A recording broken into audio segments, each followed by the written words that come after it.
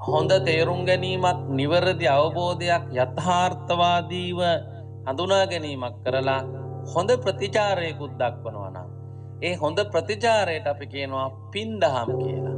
කුසල කර්ම කියලා. ඒකේ තමයි තියෙන්නේ පරිත්‍යාගය. ඒකේ තමයි තියෙන්නේ කරුණාවන්ත වීම. ඒකේ තමයි තියෙන්නේ අනේකා ගැන හිතලා හැම වෙලාවෙම මේ කට්ටියට උදව් දීමේ දානේ වාගේ ඒවා. ඒකේ තමයි තියෙන්නේ යුතුයකම් ඉෂ්ට කිරීම. මේ සමාජය ඇතුලේ තියෙන සියලු හොඳ ක්‍රියාකාරකම් මේ Tamanට දැනෙන දේවල් වලට දක්වන හිතෙන දේවල් වලට දක්වන හොඳ ප්‍රතිචාර.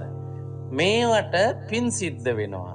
ඒ පින් වලට විපාක හැටියට දිව්‍ය ලෝකවල උත්පත්ති ලැබනවා කියලා, මනුස්ස ලෝකේ උත්පත්ති ලැබනවායි කියලා බෞද්ධ දර්ශනයේ අපිට කියනවා. කියනවා විතරක් නෙමෙයි ජාතක කතා පොතේකට නිදර්ශන බුදුරජාණන් වහන්සේගේ ජීවිතේ උන්වහන්සේට සිදුවෙච්ච විවිධ සිදුවීම් එසේ සිදු වුණේ ඇයි කියලා.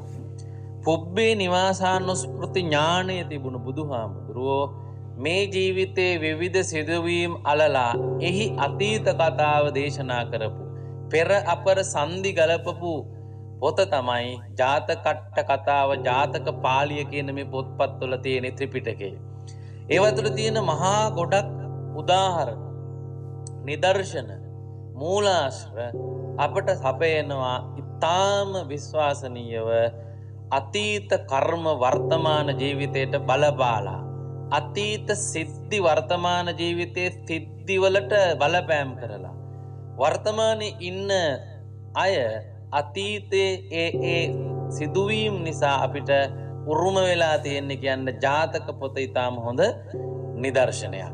එතකොට මෙන්න මේ ඉගැන්වීම පටිච්ච සමුප්පාදේ තියෙනවා මේ ක්‍රියාවලිය ඇතුලේ සිදුවෙන තණ්හාව, මාන්නය, දිට්ඨිය වාගේ උපාදාන සහිත තත්වයට මේ තත්වයන් නැතිවීම පෘථග්ජනයට සිද්ධ වෙනවා. මගඵලලාභී අයටත් අනාගාමී අරිහත් භාවයට පත් වෙනතුරු උපාදානය කියන එක ඇති වෙනවා. ඒතර මේ උපාදානයේ ඇතිවීම තමයි යලි විපාක දීමේ හැකියාව සහිත කර්මයක් සසරට මුසු වීම කියලා අපේ අභිධර්මයේ සඳහන් වෙන්නේ.